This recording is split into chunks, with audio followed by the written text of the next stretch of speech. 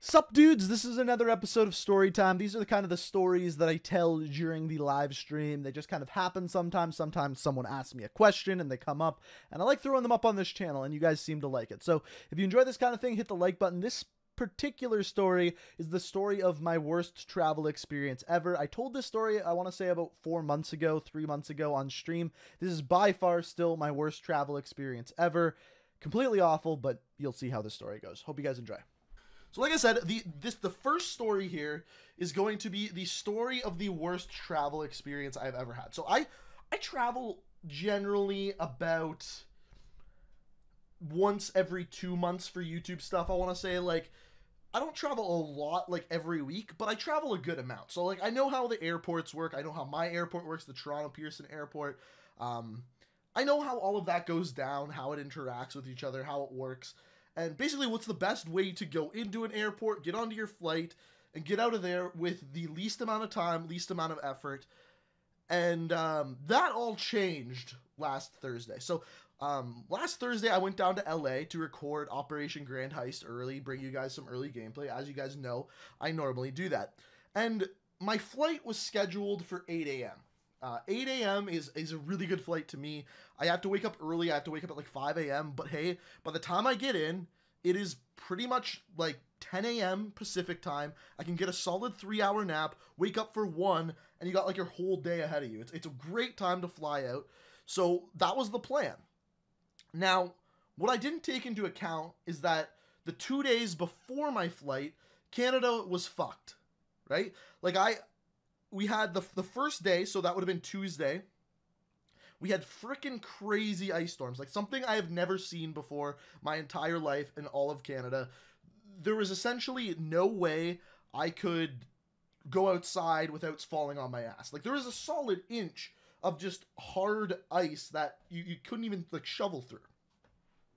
Day 2 was the snowstorm, so we got like 30 centimeters of snow on top of that ice. So for 2 days in a row, airplanes were canceled. So for Tuesday, Wednesday, airplanes were canceled. Thursday was my flight first thing in the morning. Now, the first thing in the morning thing is important because what happens is all of those flights that get delayed get moved to the morning. So they put everyone up in hotels, and that next day, everyone comes first thing in the morning. Now, the first flights out of Toronto are generally between 6:40 and 7 a.m., depending on the day, depending on what flights, depending on who's flying out, right? So I get there 2.5 hours before my flight. So my flight's at 8 a.m. I get there at 5:30 a.m. I do a thing called Park and Fly, which is the fucking worst thing in the world. Little tangent here. So Park and Fly is this thing where you drive your car to Toronto, you park it in this parking lot that costs an absurd amount of, like, I stayed there for 2 days, cost me $80 to park somewhere for 2 days. Fucking retarded. Beside the point. So I park at Park and Fly, they drive me up to the departing area, and I get there, and there is a fucking huge line. Huge, like, I'm trying to think of what to compare it to, because it's hard to explain if you've never been to the Toronto airport. So normally, when you go through the customs, the first thing you do is they check your bags. So normally you go up, I have my boarding pass on my phone, they scan my phone, and then I walk straight in, throw my bag on a little conveyor belt, and I go through. A 5-minute ordeal. Literally 5 minutes. This line is in the middle of the terminal, so you normally just go into the line, walk straight in.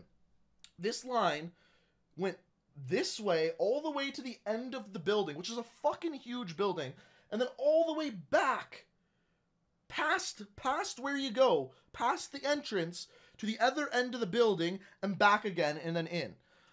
So I'm like, fuck, I guess I just gotta get in line. So I get in line, I'm sitting there, and it's 5:30 when I get into the line.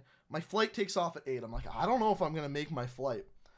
So I sit there for about a half hour, and the line gets to the point where it's in line with where you normally go in again. I still have the second half of the line and then back in to go. So I'm like, oh my god, I'm going to miss my flight. This is going to take me 2 hours, and then I still have to go talk to a TSA agent who lets me into the actual country. I'm like, fuck me, I'm going to miss my flight. So I end up going through, and by the time I make it back, I see someone working for Air Canada, which is generally who I always fly with. So I see the person working for Air Canada, so I go up to them and I go, hey, have you called anyone for LA? They're like, we called people for LA like a half hour ago. You need to get through here. So he sends me to the front of the line, which, oh my God, I might actually make it. It's about 7:30 at this point that he sends me to the first person in the line. I have a half hour to check my bags. Well, not really check my bags, just put them through security and then talk to a TSA agent and get to my flight. This is doable. This is something that's 100% doable. It can happen. In fact, it's pretty easy to happen in a half hour. So I'm like, oh my God, I'm going to make my flight. Go scan my passport and get my little slip that I have to give to the TSA agent. I get checked, or I get marked for random search, which means they put me into the long TSA line where they slowly check everyone at a time. They question them extra hard. And I'm like, oh my fucking God, I'm going to miss my flight. Because I got randomly selected, I am going to miss my flight. So, fuck. 25 minutes goes by, so I have 5 minutes to get to my flight. And I'm probably about 5 people back in the TSA line. So, I'm like, you know what? Like, I'm not going to make this. I start messaging Air Canada trying to get my flight switched. And I'm sitting there in line. And I get an email. And the email says, we're sorry to tell you that your flight has been delayed for 20 minutes. I'm not fucking kidding you. This never happens when you want it to. Never. Flight's delayed for 20 minutes. Holy fuck, I am gonna make my flight. So, like, just like that, I go from, oh fuck, I'm not making it, to holy shit, I'm gonna make my flight. So I end up making my flight, and all is good, right? Everything up to this point is fantastic. Nothing could get any better. The world is great. The world is my oyster. And everything is good. Kind of.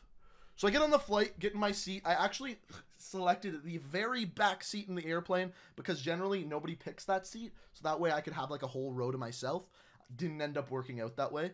But I'm at the very back of the plane. Plane leaves the terminal 20 minutes after it was supposed to, just like they said, which also never happens. Pilot seems like a good dude, comes over the intercom and goes, breaker, this is big plane.